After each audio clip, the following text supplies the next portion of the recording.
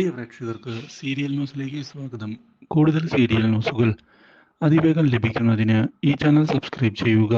Bell icon മറക്കാതെ click ചെയ്യുക. Video ഇഷ്ടമായി എങ്കിൽ ലൈക്ക് ചെയ്യാൻ മറക്കരുത്.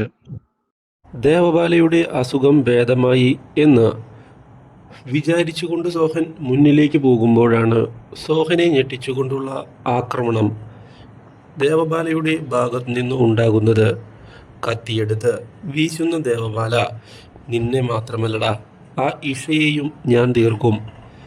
എന്നിൽ നിന്ന് എൻ്റെ അബിയെ പറിച്ചു മാറ്റാൻ നോക്കുന്നവരെ ആരും തന്നെ ജീവനോടെ ഇരിക്കുകയില്ല, മനസ്സിലായോടാ.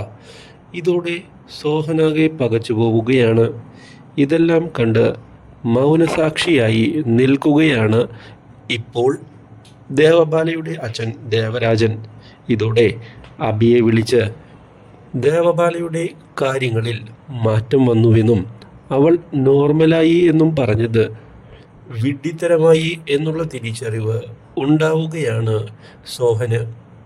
മാത്രവുമല്ല, ഇനി എങ്ങനെ രക്ഷപ്പെടും എന്ന ചോദ്യം ബാക്കിയാകുന്നു. സോഹനെ മുറിയിൽ പൂട്ടിയിട്ട് ദേവബാല പോയിരിക്കുകയാണ്. മാഷെ, എന്നെ രക്ഷിക്ക് എന്ന് പറഞ്ഞ് സോഹൻ കരയുന്നുവെങ്കിലും മാഷിനും ഒന്നും ചെയ്യാൻ പറ്റാത്ത അവസ്ഥയാണ് ഉണ്ടാകുന്നത്. ദേവബാല അച്ഛനോട് പറയുകയാണ്, എൻ്റെ അറിവില്ലാതെ ഇവിടെ ഒന്നും നടക്കരുത് എന്നുള്ള കാര്യം. ഇതോടെ ആകെ പകച്ചു പോയിരിക്കുകയാണ് ഇപ്പോൾ ദേവരാജൻ. ഇതേ തുടർന്നാണ് ഈ കാര്യങ്ങളെല്ലാം അബി അറിയാനിടയാകുന്നത്.